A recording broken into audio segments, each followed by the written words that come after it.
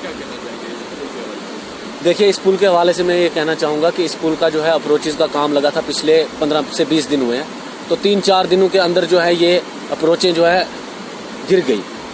तो यहाँ से जो है अब देखिए, ये रोड जो है बनलाई को जाती है।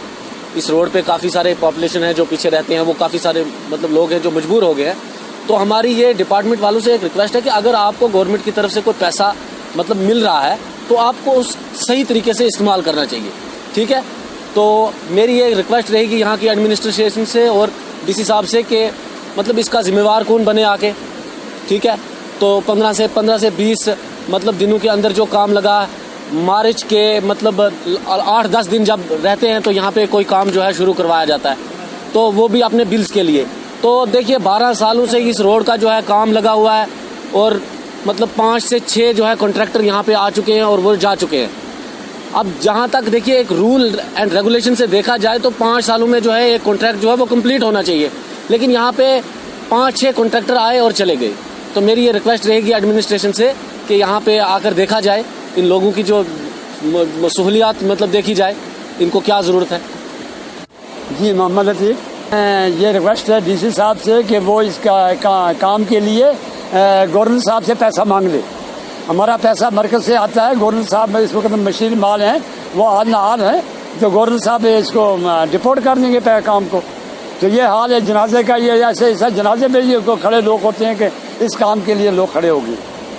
ये बुरी हालात है इस पुल की। ये जो 15 दिन के अंदर अंदर वाल पे गिर गई, ना इसमें सरिया ना कुछ ना कहाँ।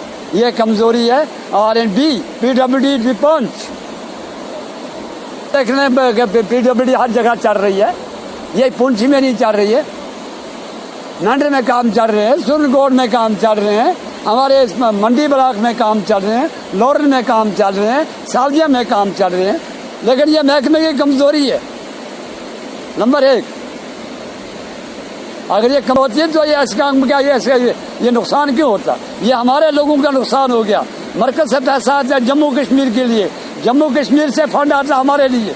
तो हमारे लिए ये हाल है कि बेड़ागर्क हो गया पैसे का भी, मटीरियल का भी।